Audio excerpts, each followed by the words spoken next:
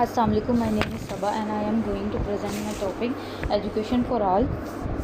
Education for All is a global movement aimed at ensure that everyone regardless of their background has access to quality education and emphasize the inclusively quality and lifelong learning opportunity for all individuals, especially marginalized and disadvantaged group. ठीक है, education for all से मुराद ये है कि education for all is a global movement. ये एक तहरीक है जो कि ग्लोबली वर्क कर रही होती है। एम टू इंश्योर, जिनका मकसद ये होता है कि that everyone regardless their background, अपने बैकग्राउंड से बिलातर होके has access the quality of education. It emphasizes the inclusively quality and lifelong learning opportunity individually except of marginalized and यानी स्पेशली देखा जाए तो एजुकेशन फॉर ऑल जो है वो कह रहे हैं हर एक के लिए है।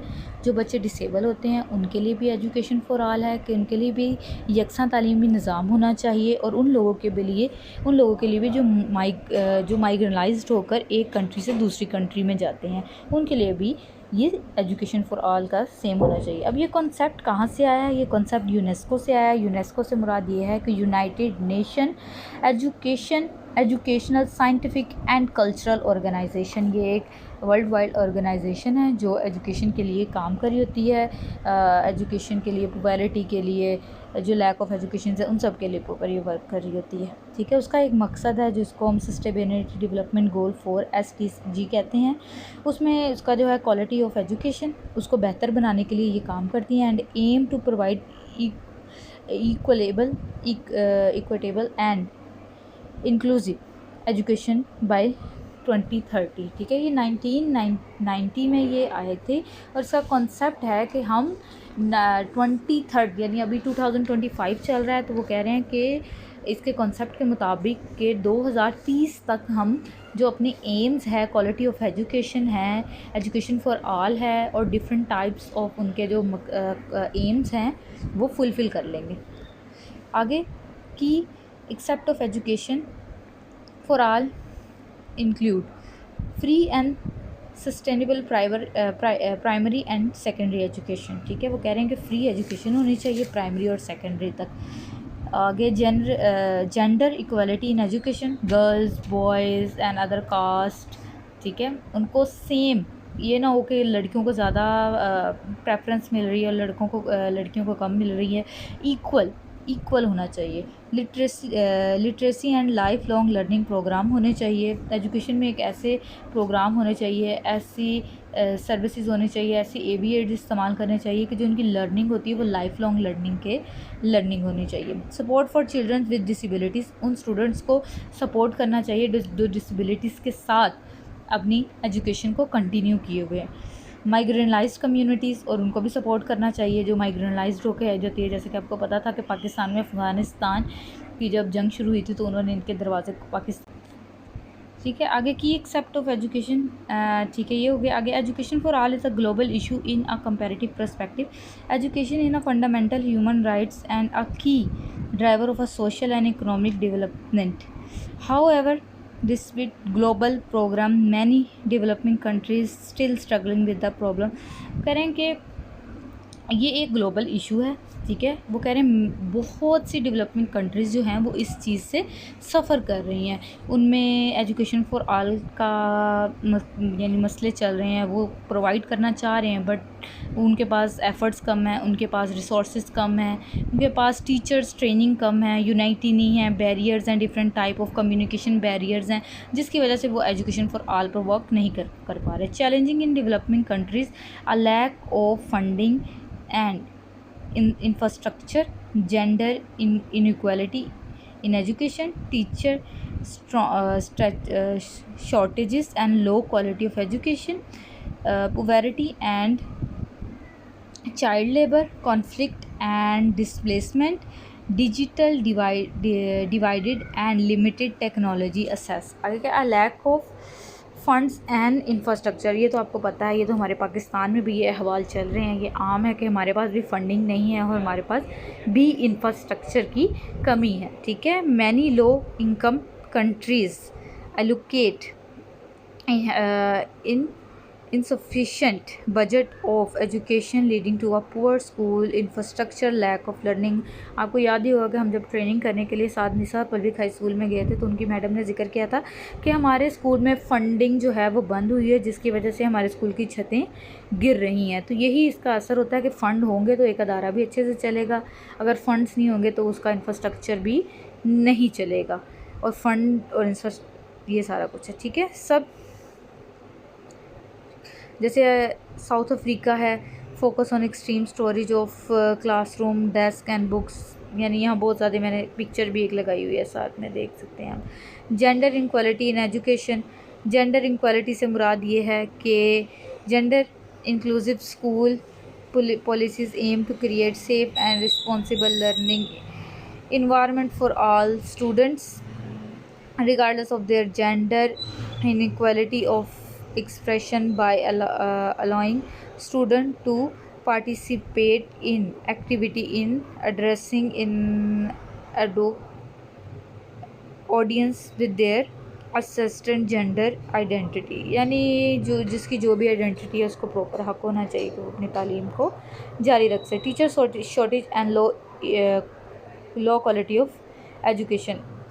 अब जैसे कि देखा जा सकता है कि हमारी जो, वही मैं आपको कहती हूँ, हम प्रैक्टिस करने गए थे तो वहाँ की प्रिंसिपल ने हमें यही बताया था कि यहाँ 12 साल से जो है वो टीचर्स भर्ती नहीं किए गए, टीचर्स जो है वो उनको एम्प्लॉयमेंट नहीं दी गई, इसलिए हमारे अदारे में टीचर्स की बहुत शॉर्टेज है। और अनएक्सपर्टेड टीचर्स जो कि जिनका सब्जेक्ट और है वो हमारे बच्चों को वो सब्जेक्ट पढ़ा रही हैं, जैसे वो स्पेशलाइज्ड केमिस्ट्री की हैं तो वो पढ़ा मैथ रहे हैं, इंग्लिश रहे हैं, ठीक है। तो ये टीचर्स की शॉर्टेज का मसला है, ठीक है। वही बात करें, developing countries suffer with the unqualified teachers, high student to teacher ratios and outdated curricula। Example, in Nigeria over 270,000 more teachers than needed to meet the growing student population।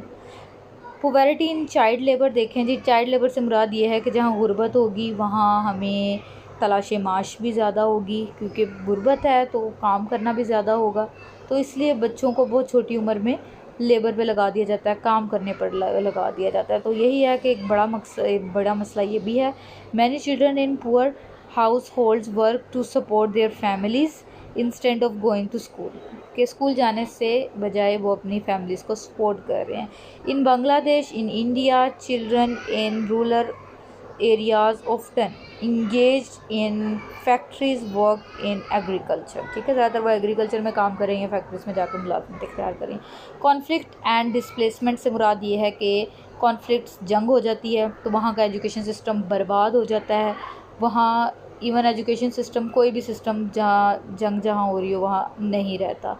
तो ये भी बहुत बड़ा एम जैसे हो जाता है, जैसे कि in Syria and Yemen civil where have left millions of children without access of formal education, ठीक है जी। कॉन्फ्लिक्ट डिस्ट्रॉय हो जाते हैं, स्कूल डिस्ट्रॉय हो जाते हैं, तो ये भी एक बहुत बड़ा एक मसला हो जाता है। Digital divide and limitation technology access, many rural areas lack electricity, internet and digital learning tool make online education impossible, ठीक है जी। देहातों में इंटरनेट नहीं है, देहातों में AVIs इस्तेमाल नहीं हो सकते, देहातों में प्रोजेक्टर्स नहीं है, ठीक है। तो कैसे वो तालीम हासिल कर सकेंगे, ठीक है। एग्जांपल, ड्यूरिंग कोविड-19 the students in Latin America and Africa were left behind due to limitation access to online classes, क्योंकि उनके पास रिसोर्सेज ही नहीं थे नेट ख़रीदने के और मोबाइल्स वगैरह के, तो उन्होंने स्कूल ही लेफ्ट कर दिए थे। Solution the best practices, solution देखें उनके क्या होते हैं। Increase government and international investment, teachers training and support, use of technology in education, conflict resilient and education system, ठीक है जी। आगे देखें, increase government and international investment, ठीक है। Government nation and higher education budget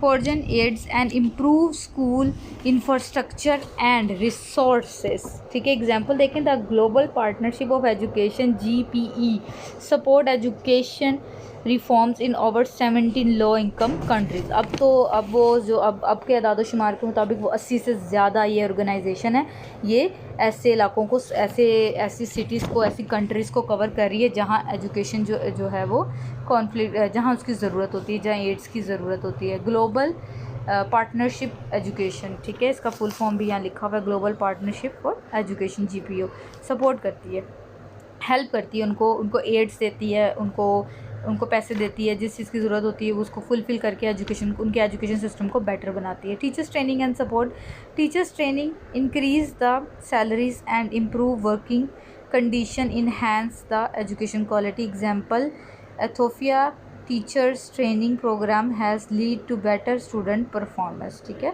ये भी एक प्रोग्राम है, एक एसोसिएशन है जो टीचर्स को ट्रेन करती है। आगे देखें, use the technology of education, low cost tablets, radio, lesson and mobile learning apps help to budget and digital divide. Example, Indians Disha platform provides free online lesson to student in the remote areas। जैसे कि अब ये online YouTube पर एक website है